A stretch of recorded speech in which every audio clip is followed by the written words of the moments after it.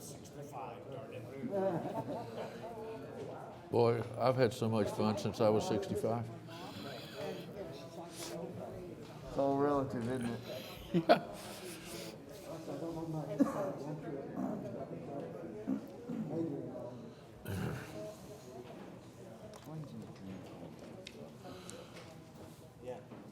Well, good morning. It is the appointed time for the meeting of the MAFS 3 Citizens Advisory Board for September the 23rd, 2021.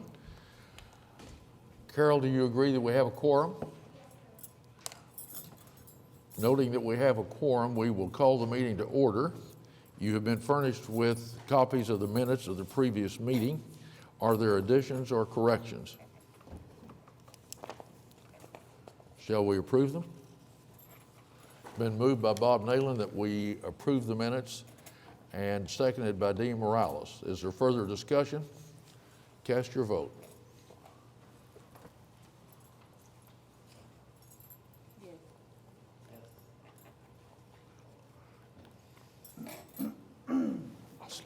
I'll slow down. The minutes have been approved. All right, then we have a second set of minutes that have been submitted that you've been furnished copies of. That one was for the July 22nd meeting. We have the minutes before you of August the 26th, 2021. Are there additions or corrections? Shall we approve them? Zane Boatwright has moved that we approve them. It's been seconded by Nathaniel Harding. Is there further discussion? Cast your ballot. The minutes of those two meetings have been approved. That brings us to item 3 on the agenda. We have before you the MAFS 3 revenue and expenditure report for the period ending July the 31st and the budgets and obligations report as of September the 2nd. David, you want any comments for us? Just real quickly, I'll go over for the month. On the revenue side, $82,187. Fiscal year, the same $82,187, and total of $836,347,566.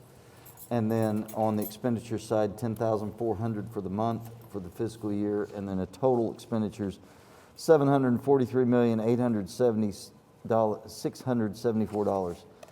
And then, as you said, there is a budget and obligations report for the period ending September 2nd, 2021. If anybody has any questions, I'll try to answer those. Questions for David? Shall we receive the report?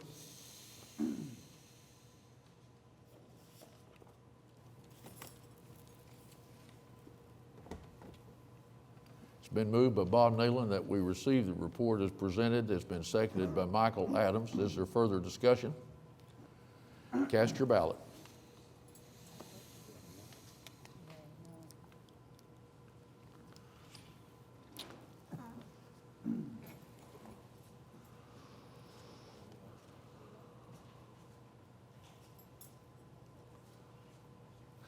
The proposition passed. That brings us to item B. David? Periodically, we like to bring you an update of what's going on with the projects. And today we have Gavin McMillan from Hargraves Jones to give you an update on what's going on with the construction of the lower park. So I'd like to turn it over to Gavin. Welcome, Gavin. Thank you, Tom and board members. As David said, progress. So it's been a while since we've been in front of you, so we want to bring you up to date. I'm going to talk through the construction progress first, and then just quickly run through the change order, which is the next item on your agenda. Here's a view from the drone over the Oklahoma River looking downtown. So you can see the core to shore idea taking shape there. We have our first sod that was laid a few weeks ago on the hill. You can see the mid-block pathway going all the way through, Scissortail in the background. So we'll just fly through in this general direction towards downtown. The mid-block, they're shaping up the topsoil now, and we'll be hopefully seeding at the end of this month or beginning of next for winter. Here's the sports courts. The orange clay is where the basketball, pickleball, and futsal courts will be going. The lights are installed. In the upper corner is the first area we were able to plant before summer this year with trees and native grasses. The approach to Skydance Bridge and the intersection of 10th and Harvey there. The existing trees as we move to the west. The sports pavilion is the first building that's coming out of the ground, and it's going very quickly with the blockwork and the structural steel happening right now. And the orange clay you can see there is the soccer field, which will be synthetic grass eventually. So just on the ground, there's the soccer field. The lights are installed for nighttime lighting. And given the success in the upper park in attracting soccer players, this is going to be a magnificent facility for the city. You can see as you walk up the Skydance Bridge down the walkway, you can see the sports pavilion through the existing trees there. At the corner of 10th and Harvey, I'm going to come back to this in our change order because this is basically the tail that we had to, the tiger's tail we've had to bite. And we hit a water main here, and we'll talk about that later. The existing area that we were able to plant with trees and native grasses. The Hill Pavilion, the second building down the southern end, the foundations are taking shape now, and they'll be poured the end of next week. The plaza area that just next to that Hill Pavilion, the freshly poured concrete you can see there, that's where the public art project will be going. That is, the artists have been selected for that. And then as we go back up on top of the hill, the view back to downtown is fantastic. As you may have recalled, we made the front page of the Oklahoman with the famous, infamous battery pit. I'm happy to say that this was just over a week ago, and this has all now been removed and backfilled, and the contractor's back on schedule in this area. And then up in the hill, we can see the Oklahoma River, which was the intent of the hill. So briefly, change order 7, that's going to be the next item on your agenda. There's 4 items, 3 quite reasonable, 1 larger one, so I'll spend a little more time on that one. There's a security camera for the Skydance Bridge that was on an existing pole. We want to integrate it into the new light poles that we're doing in the park, so we'd like to relocate that for just over $9,000. We'd also like, because of the AT&T delays we've experienced this year, we missed the season to seed the Bermuda grass. So during winter, we'd like to seed with ryegrass just to hold all the topsoil in place and stop the weeds coming up, which will make it easier in spring to reseed it again. There's just under $17,000 to do that. The third item is to do with the Hill Pavilion, the drainage.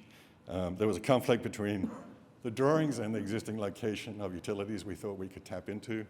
So we had to change the drainage pipes from the building that were going east to the west side. But between us and the contractor, we were only able to pick this up a little too late. So there's just under $14,000 to redo that drainage. And the fourth item is the water line. So in that intersection between 10th and Harvey, we uncovered the existing water main, which was literally 4 inches below the top of the road, which should be 4 feet. So we actually have a pile of gravel on that city water main now to stop it popping out of the ground. And the same water main through the park, which goes to Robinson, has broken twice. So it's a very old line. It's undersized, and it's not the city standard. So because we have the park contractor there, it makes sense to have them do the work to replace this water main to new city standards, enlarge it for the future development in that area, and get as much work done to prevent damage to the park later. So this is a substantial number that we did not anticipate originally, but it is necessary, and this is the time to do it. So there's $411,329.89 for that. So in summary, change order 7 there is $451,195.09. Here's the summary of our change orders to date, which have been within our contingency up until now. So we are tapping into other sources for this, which David will talk about. It also will extend our contract completion 14 days, 2 weeks. So it would change from August next year, the 12th, to August 26th next year. So with that, I'm happy to answer any questions you have. And it's quite hard to do a talk through these damn masks. Any questions for Gavin? I guess a question maybe for David. The water main project, if the water main's bad and had to be replaced, why isn't that a public works project as opposed to a MAPS project? Well, it's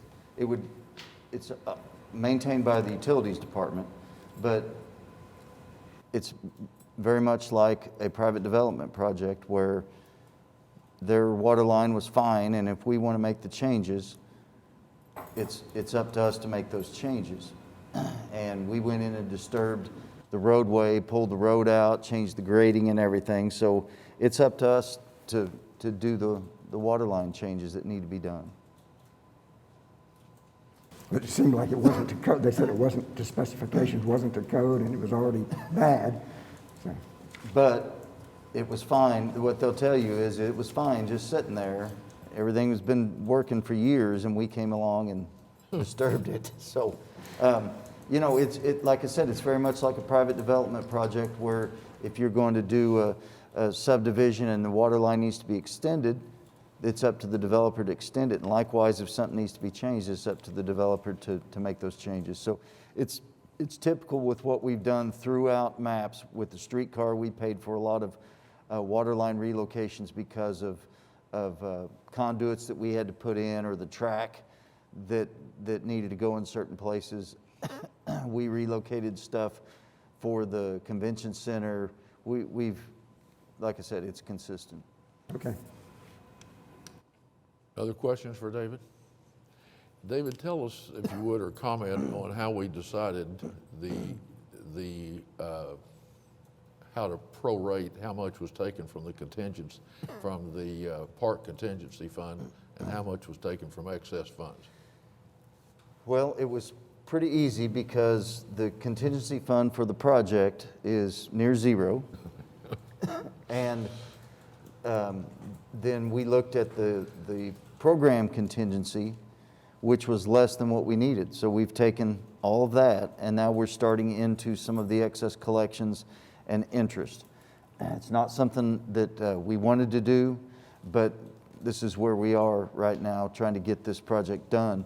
As Gavin mentioned, the water line that extends into the park, we'd planned on leaving it, and that's why we're coming to you now. We'd planned on leaving it, but as they started doing the grading, we realized that it was a little more shallow than usual, and you can't have a water line just 6 inches below ground. It'll freeze, it'll break. It's already got 3 repairs in it. What we want to do is get this water line repaired and put into the ground new, so that once all the trees and all the turf and everything is in there, that the utilities department doesn't have to come in and repair it after it's a park. Well, so we should be thinking then that the program contingency funds have been used. Yes, sir. So any future items like this will need to be taken from excess funds. Any future work on this lower park will have to come out of the program excess collections, and we are doing our best not to have any more change orders, but we can't help it when we find batteries. We can't help it when we find more foundations underground. Luckily, we've done most of that excavation, and that's taken care of. There's going to be something come up here and there, but we're doing our very best to keep that to a minimum. Yeah, I just wanted to make that point for us all to think about, that as we think about the excess funds, we still have a project to finish here. So we've got to be, I think, judicious in how we use these to make sure we bring this home. Any other questions? Shall we approve it? So you moved on to the change order. Well, I which is guess, the next Gavin, item. I didn't mean to short you. Are you ready for us to vote on this? No other questions for Gavin? Well, then I have moved on to item C. So this is item C on your agenda. the resolution approving the change orders that Gavin has just discussed with us and David has commented on. So we're on item C under item 3. It has been moved by Michael Dover that we approve it and seconded by Zane Boatwright. Is there further discussion? Cast your vote.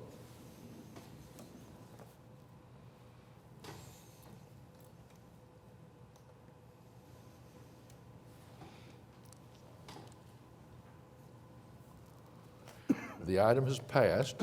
That brings us to item D under Roman numeral 3. David? So, item D is recommend final acceptance project M3C010WC0979DC0303 WC0970 PC0728 MAPS 3 South Robinson Avenue reconstruction and resurfacing water line replacement and storm sewer relief main South Robinson between the Oklahoma City Boulevard and I-40, placing the maintenance bond into effect, wards 6 and 7. So Craig Wallace is here today from Smith Roberts Baldwin just to kind of give you a wrap up on what transpired on this project, show you how it's finished up, and we're ready to accept this project as final. So I'd like to turn it over to Craig. Welcome, Craig. All right, thank you for having me this morning. And as David had mentioned, my name is Craig Wallace. I'm with SRB, a consulting firm that worked on the improvements of Robinson Street, M3C010, included roadway. There's actually 4 listed projects. 2 of those were water lines, similar to kind of what was just discussed. There was a drainage project, as well as the paving of Robinson Avenue between Oklahoma City Boulevard south to the bridge there at I-40. Craig, I think it's worth mentioning, since you mentioned that this one is different. The water department did pay for this, and it was because the water line was old. It was at the proper depth, and it didn't conflict with anything, but what they thought was best is that they went ahead and replaced an old water line. What was it, 100 years old nearly? Close, yeah, it was in the definitely late 20s. Some of them, obviously some improvements may have been a little bit newer, but most of it was old. So rather than put a brand new street on top of it and then find out it breaks 2 years from now, they chose to replace it on their cost. And thank you, David. I'm just being part of some of that construction, the P180 projects, similar fashion. The water department at that point went in and took advantage of that removal of pavement to upgrade their services or upgrade their facilities, just like here on Robinson Street. So anyway, as we go forward, what we have in front of you is a Google image of Robinson Avenue between Oklahoma City Boulevard and I-40 prior to construction. You can see the OG&E transmission field is still there. Most of the fields are empty because they had been cleared, but this is a pre-construction picture of both Robinson and, even if you notice, Oklahoma City Boulevard. In the next photo, you'll notice that the boulevard has already been construction. The park is almost complete, if not complete. The convention center and the Omni Hotel is being raised, but construction is ongoing on Robinson. So this picture does not show the completed stage of Robinson. But as we go forward, we'll start seeing some of those improvements. This is a ground level photo of Robinson looking south there where the boulevard would be. And in your inset, you will notice where you're standing by the red arrow, and that will be the directional point of view of the pictures. The next picture shows the same point of view at Oklahoma City Boulevard that had been improved with the completion of Robinson Avenue. You can see the Omni Hotel patio there at the restaurant. You see the convention center on the east side, or your left. You'll see the park being complete, and so this is in complete form. The next picture, we're on the south side now looking north towards downtown. We're just off the I-40 bridge, looking north prior to the Robinson Street completion. The next photo actually shows a completed state of Robinson from this location. There's been some adjustments to the handrails. There's been sidewalk added to the backside of curbs. You see the roundabout there at Southwest 7th Street, as well as all the improvements of the completion of the convention center, as well as the park on the west side. This photo kind of gives an example of what's underneath the roadway when we tear it up. As we talked, Dave and I talked about the water line relocation. After the pavement was removed, the first phase was the WC 0979 contract for a 12-inch relocation. And so you can see that once you open that pavement, there's quite a bit there to deal with. You can see bends, 45-degree bends, 90 bends, tie points, sleeves, and so it was quite an ordeal to try to get that fit into that underground system. The next picture shows all of that hidden. It's a brand new roadway. You can see how it comes together to tie into the curbs on both sides there at the park and convention center with the bike lane, and that is actually the same perspective that we looked at the previous picture. The next one shows the beginning of the main drainage outfall structure from downtown Oklahoma City. It's a double 72-inch RCP outflow structure. There will be a junction box constructed there where you see the ends of the pipe to tie it to the existing pipe in that area. And the next picture shows you what it looks like on top. We're at the roundabout looking east down Southwest 7th Street towards Shields and Gaylord, and so that is a finished product on the roadway. The next picture actually gives you a little detail or gives you a little image of the detail that it takes sometimes to get underground. What you see suspended there using the straps and the H-beam is a 24-inch water line that had to be supported during that excavation so that the workers could get underneath there and build a junction box to allow that drainage to turn south off of 7th Street. The next picture will show the completed intersection of the new Broadway and Southwest 7th Street. You can see the convention center obviously in the parking lot that was constructed, but again, what's underneath. You saw previously, and that's the finished product.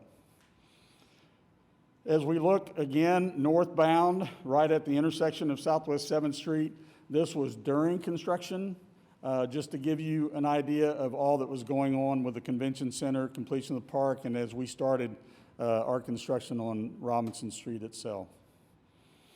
That is a picture most recently taken of the roundabout at Southwest 7th there at Robinson. Again, looking north, you can see the pedestrian improvements, signage, crosswalks, the ramps, ADA ramps. The chevron in the middle of the roundabout earlier wasn't sufficient, but this actually shows an 8-inch curb that was built behind the center curbing to try to prohibit cars from going straight, not around the roundabout. This picture is a fairly significant image change from 7th Street if you look west prior to the construction as it was in a earlier time, I should say. And the next picture shows Southwest 7th currently as you travel there south of the convention center, looking up to the west towards the roundabout. These next few pictures actually show images of the completed Robinson at different locations. This is at Southwest 4th Street, there between the Omni and the Convention Center as we look downtown. This is the main pedestrian crossing that goes to the main entrance of the Convention Center on the east side and crosses to the park on the west side. This is at what would be 6th Street crossing. It provides an additional crossing for pedestrians. You can see the roundabout and the I-40 bridge in the center of the picture and the amenities and improvements that were done on the backside of the curbs as Robinson Street was completed. This is the final screen that I'll show you today, and it is a cost summary. Original contract amount. This project was built with really a minimum of 4.2% change order amounts, and with change order amendments, the total contract amount was $5,080,435.07. I wanted to say that this project was really put together by 2 consulting engineers with the 4 different Oklahoma City construction projects. One contractor, we were fortunate to get a contractor that had built the park, so he was actually familiar with everything that was underground, so that helped us out. Downey Construction did a great job, and in coordination with your MAPS project managers and management team, really partnered together to make this project really successful, and we were really glad to be part of it. Any questions? All right, thank you. David, any final comments? Just really glad we got this accomplished, and I think it really helps with the front door of the convention center there. The street was in a bad need of repair. Thank you, Craig, for that. No questions? Then, I just had a Yes. little question.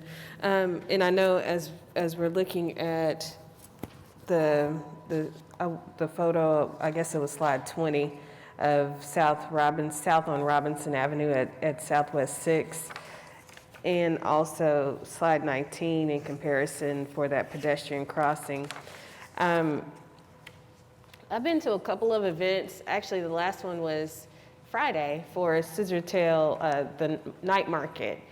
And I'm hoping we can look at a different way of protecting our pedestrians pertaining to south on Robinson at Southwest 6, because that particular area is where where people park.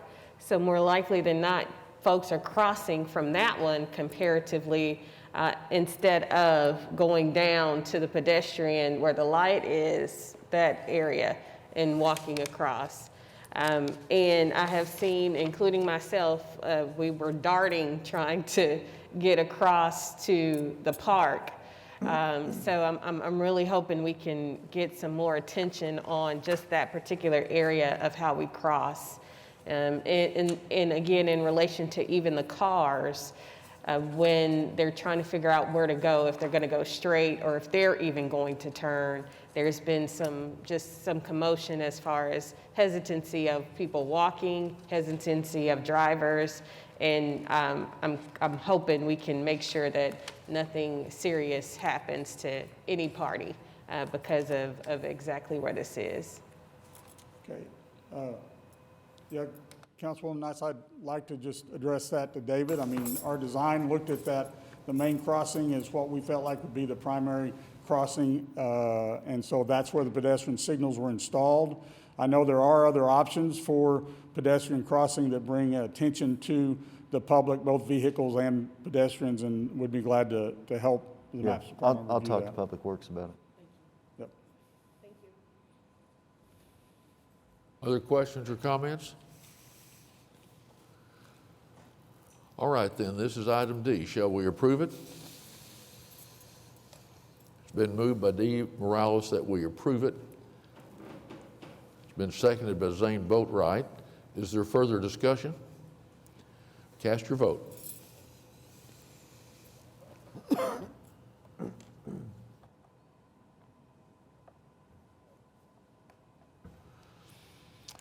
The item has passed and has been approved.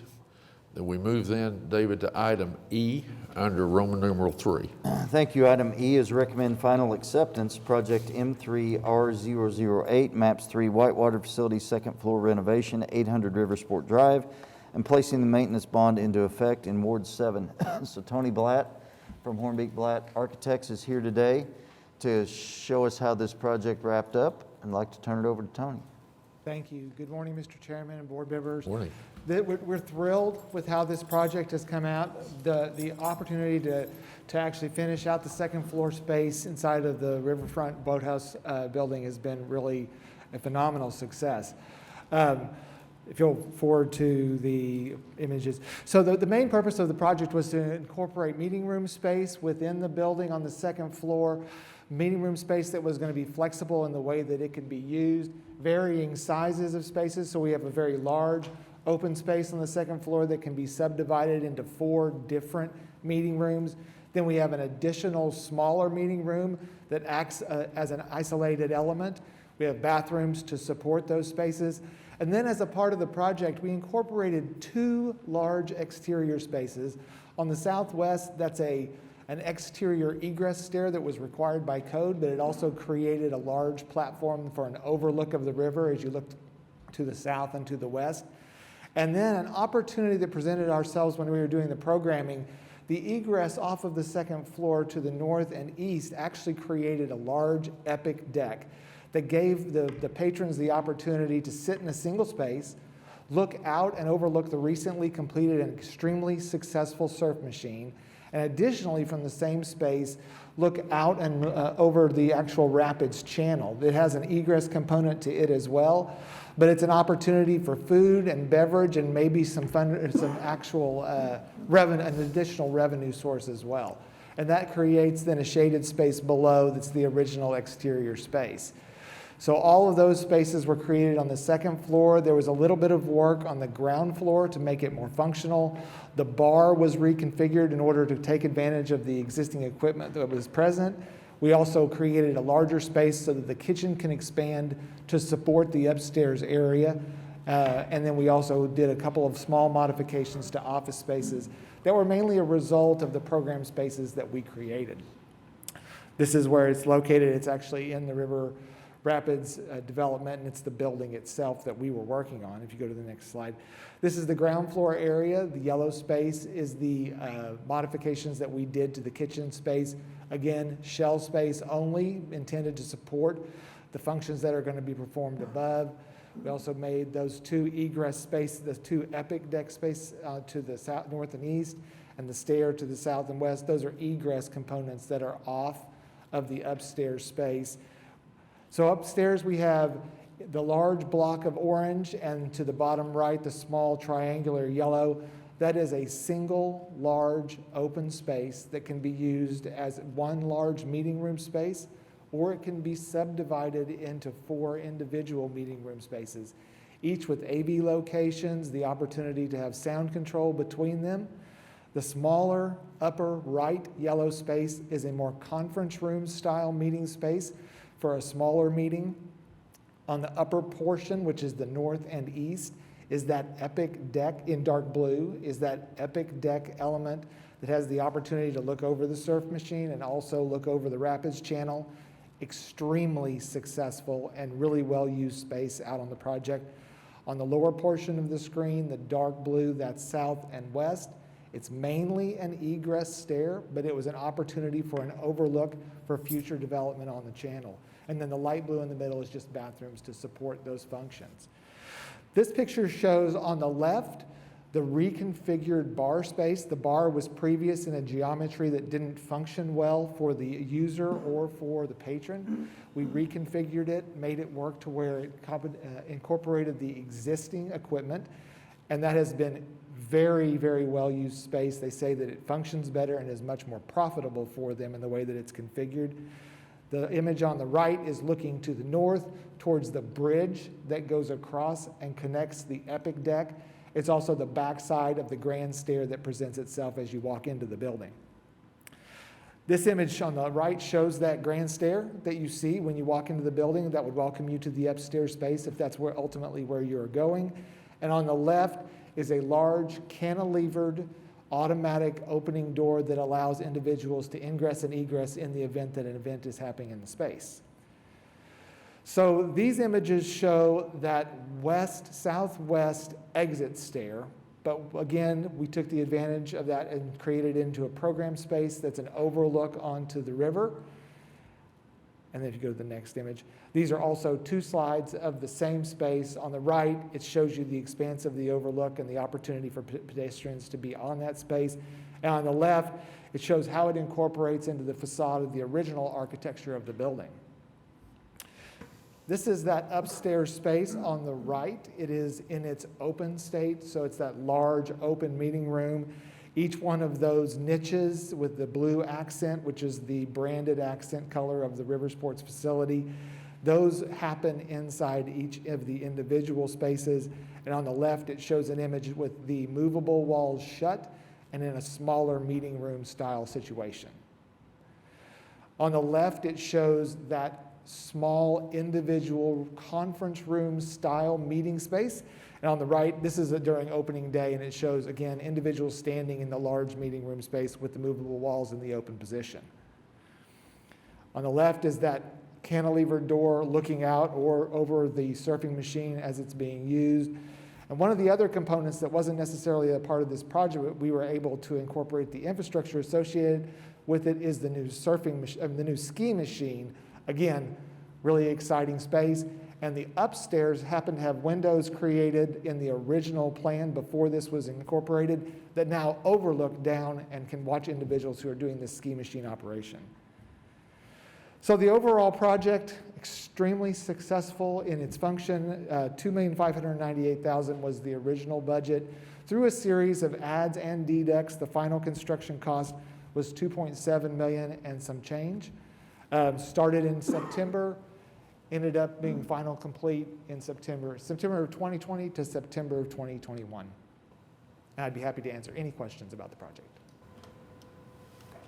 Tony, I don't remember talking about the art piece that you're showing here. Can you talk a little bit about that? Thank you. Yes, on the right, our art in public places incorporation into this project, glass sculpture made to emulate kind of the water aspect, and that was post grand opening, but it's now complete and in place and looks fantastic. You can see it from the outside, from the inside by the grand stair, and then obviously it's right at the top of the grand stair before you enter into the large meeting room spaces. Very well done, perfect complement to the project. Questions or comments?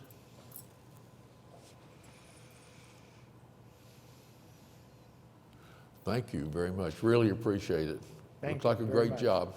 Yes, thank you very much. And what ward is that in? That's in 7. I think it is too. Okay. It has been moved by Michael Adams that we approve the item, and it's been seconded by Zane Boatwright. Is there further discussion? Cast your vote.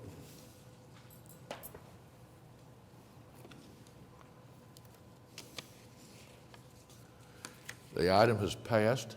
We move to item F. David? Item F is recommend approval of change order number 6, project M3H003C, MAPS 3 Senior Health and Wellness Center number 2, locker room expansion, 4021 South Walker, increase of $5,320.50. This is for some swimsuit dryers. This project is really close to complete. I think that you will all be very happy with how it's turned out.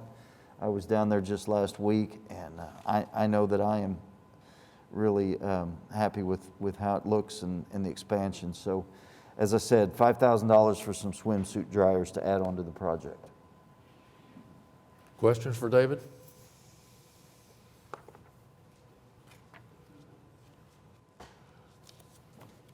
It's been moved by Mike Dover that we approve this item and seconded by Dee Morales.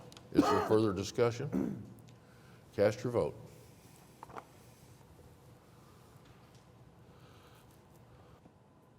The item is passed. David, item G.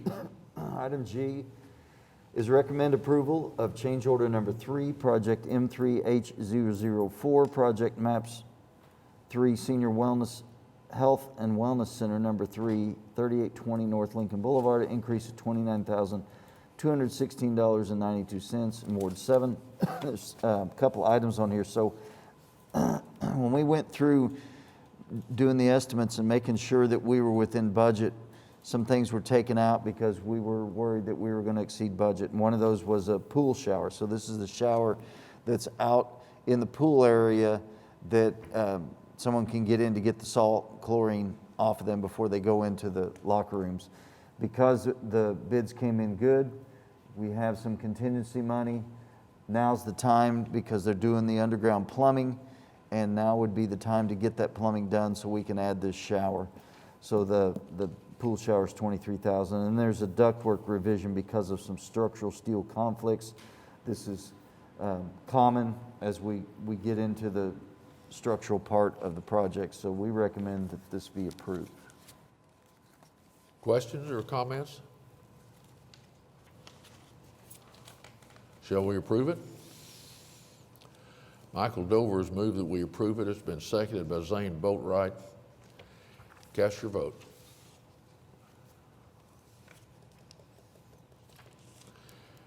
It is passed. That brings us to item H. Continuing on with the wellness centers is recommend approval of change order number 1, project M3H005, MAPS 3 Senior Health and Wellness Center number 4, 13660 Southwestern Avenue, increase of $15,460 in Ward 5.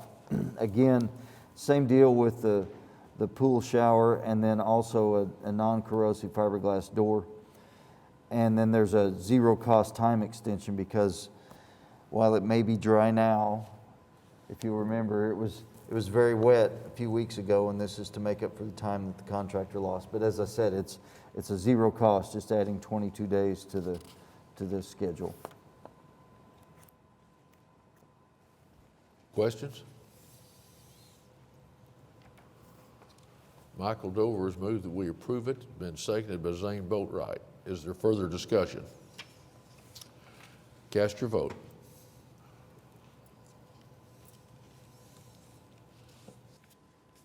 The item is passed. That brings us to item number 4 on our agenda, new business. Is there any new business to come before the Citizens Advisory Board? Hearing none, we'll move to item number 5. Any reports from the subcommittees that we've not taken up yet today? All right, David, let's move to your update. Item 6. I think we've talked about most of the projects. As you saw, Wellness 3 and 4 are well under construction and moving along. We didn't mention 1, but it is going well with the renovations out there. 2 is nearing completion. We saw Lower Park, so I think that pretty much covers everything we've got going. Okay.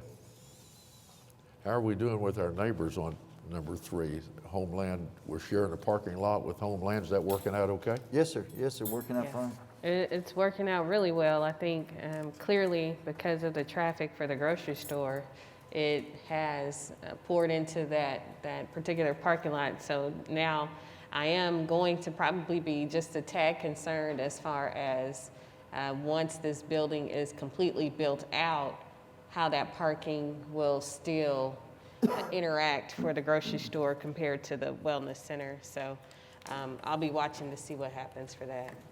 That'd be great. All right, then, that brings us to item number 7. Are any comments by members of the board? All right, staff? No, sir. No comments from staff. Are there citizens here that have asked to be heard? No one has asked to speak. That brings us then to item number 8. Is there further business to come before us? Hearing none, we're hereby adjourned for the day. Thank you for coming.